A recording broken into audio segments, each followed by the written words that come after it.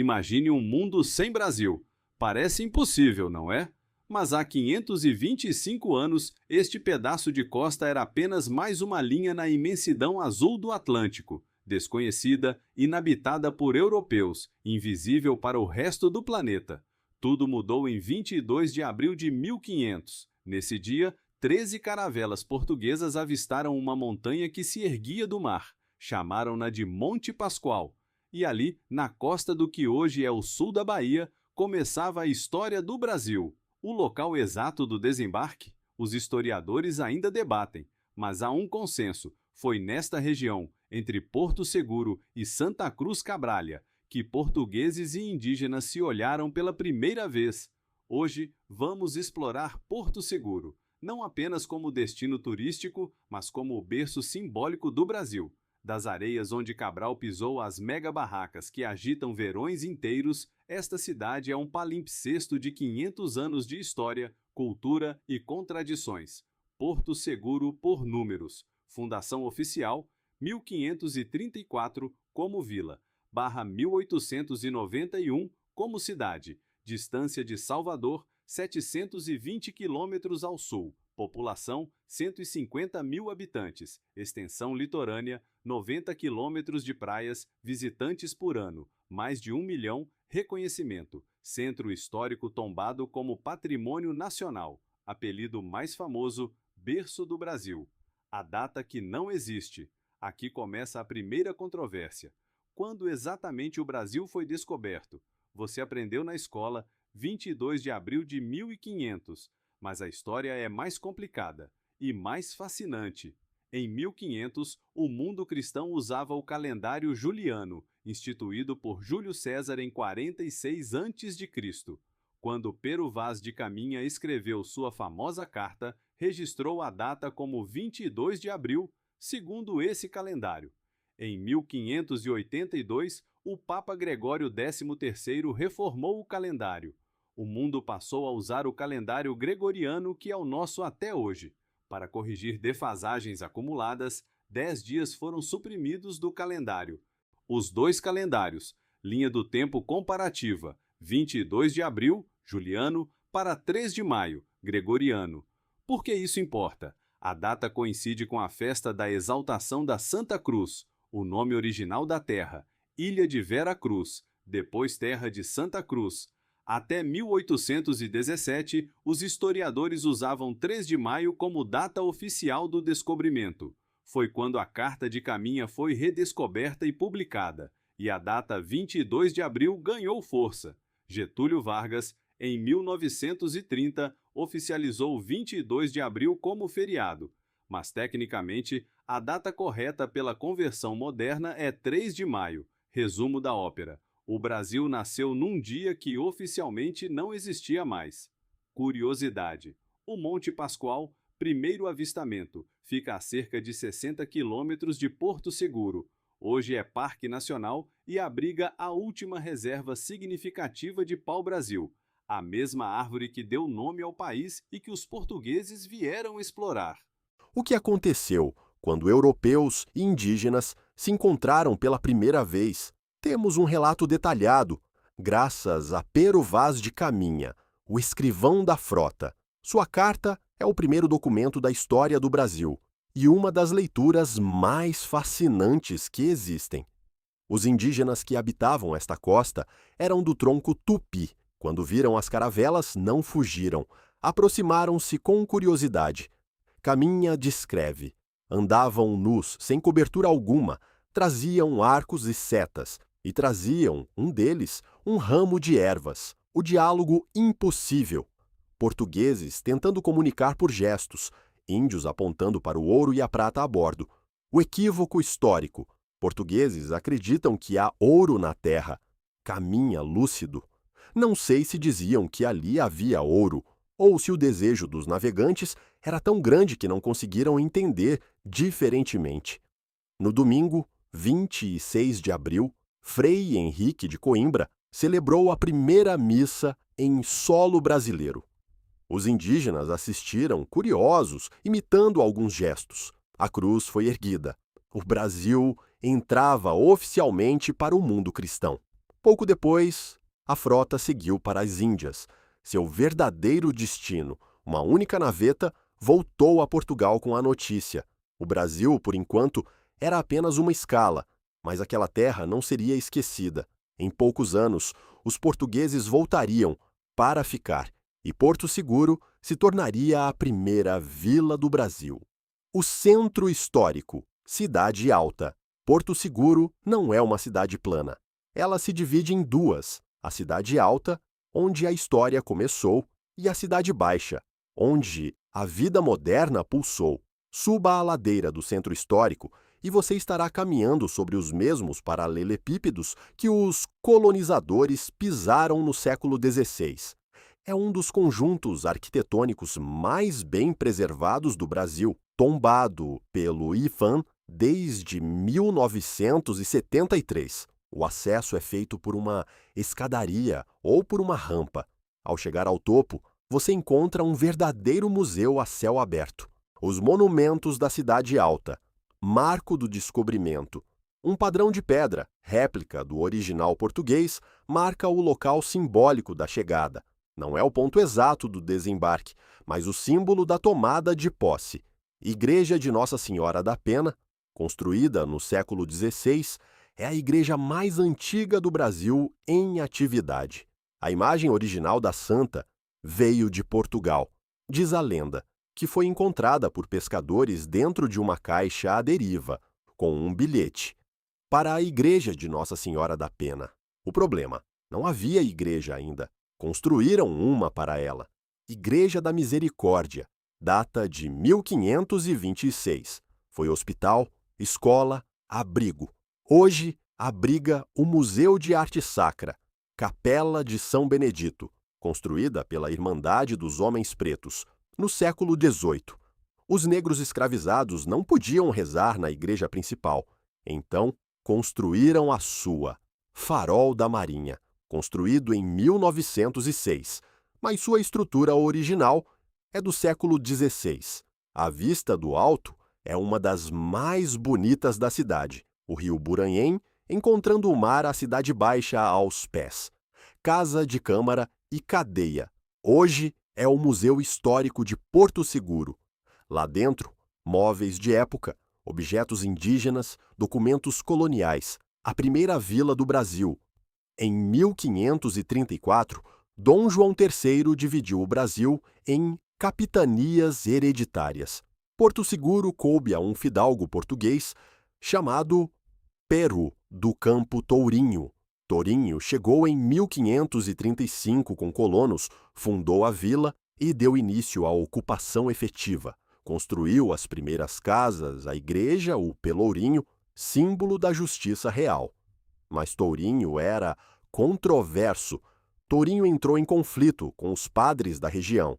Foi acusado de herege, dizem que negava a divindade de Cristo e incentivava os colonos a não frequentar missas. Denunciado à Inquisição, foi preso e enviado a Portugal em 1546. Julgado, escapou da fogueira, mas perdeu a capitania. Morreu pobre e esquecido. Porto Seguro, porém, seguiu. Tornou-se ponto de parada obrigatório para navios que iam e vinham da Índia. O comércio de pau-brasil, açúcar e escravizados movimentou a vila por séculos.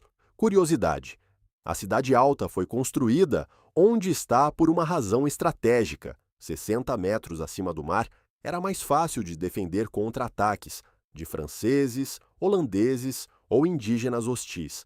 Os canhões do forte protegiam a barra do rio. A ponte invisível, os Pataxó, até agora. Falamos da história dos conquistadores, mas antes deles, muito antes, já havia gente aqui. Os Pataxó habitavam esta costa há milênios, quando as caravelas chegaram. Eles viram as naus chegarem, viram a cruz ser erguida, viram suas terras serem tomadas. Ao longo dos séculos, foram massacrados, expulsos, reduzidos, mas não foram extintos.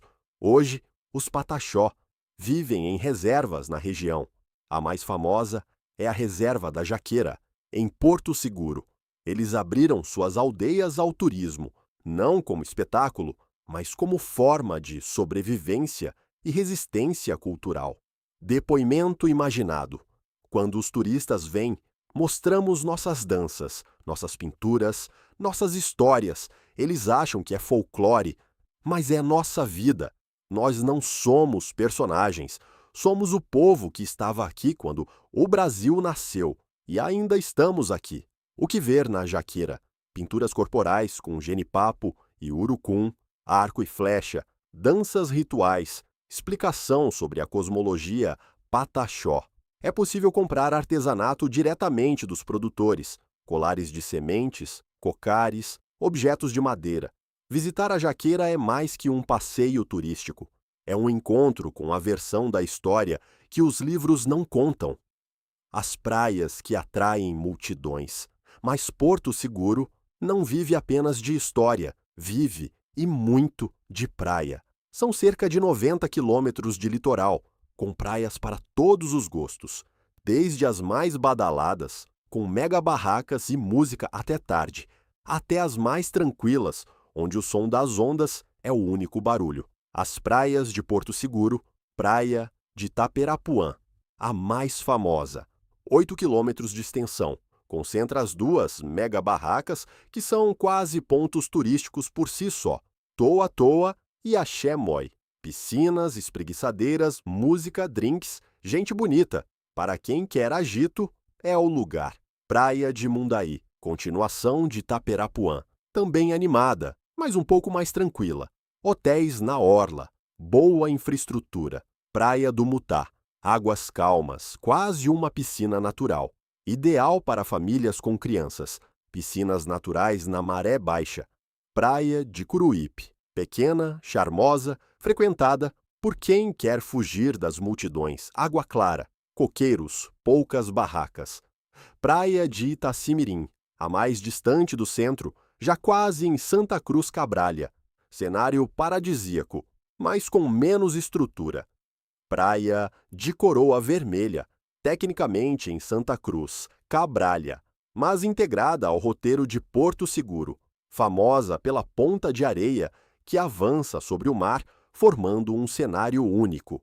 A passarela que mudou de nome. Nenhum passeio por Porto Seguro estaria completo sem uma caminhada pela Passarela do Descobrimento. Você pode conhecê-la por outro nome, Passarela do Álcool. O apelido pegou nos anos 1990, quando a rua ficou famosa pela concentração de barracas vendendo bebidas e pela farra que rolava até de manhã. Hoje, o nome oficial mudou, mas o espírito continua vivo, ainda que mais comportado. O que encontrar? A Passarela é uma rua de pedestres repleta de lojinhas de artesanato, restaurantes, bares e barracas de bebida.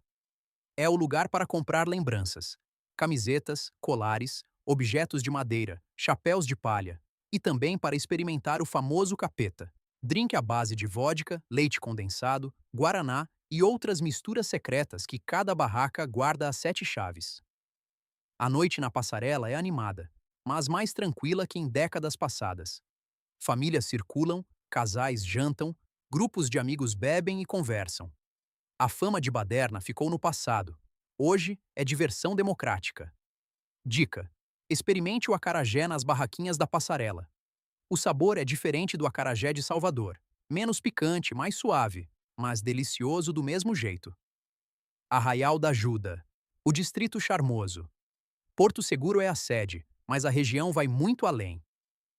Do outro lado do rio Buranhém, uma balsa leva visitantes a um dos lugares mais charmosos do Brasil, Arraial da Ajuda.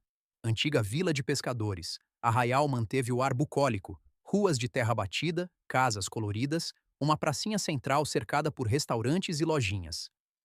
O Quadrado. O coração de Arraial é o Quadrado. Uma grande praça de grama, com a igreja de Nossa Senhora da Ajuda no centro, cercada por construções históricas. Ao redor, restaurantes charmosos, boutiques de estilistas locais, pousadas aconchegantes. À noite, as mesas se espalham pela grama, as velas acendem, os músicos tocam. Um dos cenários mais românticos do Brasil. Praia do Mucugê, a mais famosa de Arraial. Águas calmas, coqueiros, barracas sofisticadas. O pôr do sol visto dali é inesquecível. Arraial da Ajuda Eco Park.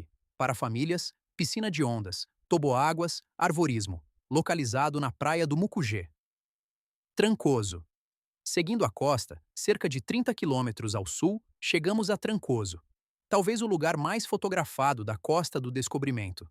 Trancoso era uma vila de pescadores e índios, fundada por jesuítas no século XVI. Ficou isolada por séculos, até que, nos anos 1970, hippies e artistas a descobriram. O Quadrado de Trancoso. O Quadrado de Trancoso é único.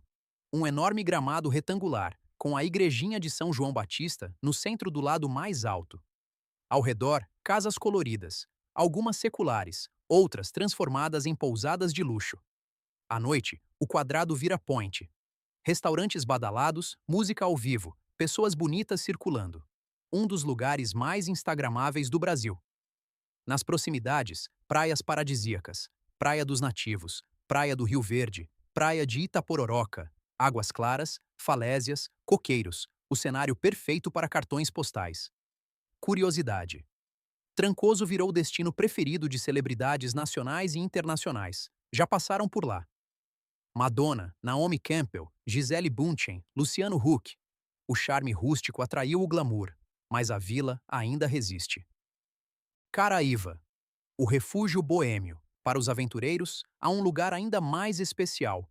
Caraíva. Não se chega de carro. É preciso estacionar na vila de entrada e caminhar 15 minutos ou pegar uma charrete. Não há ruas asfaltadas, só areia. Não há postes altos, só luz baixa.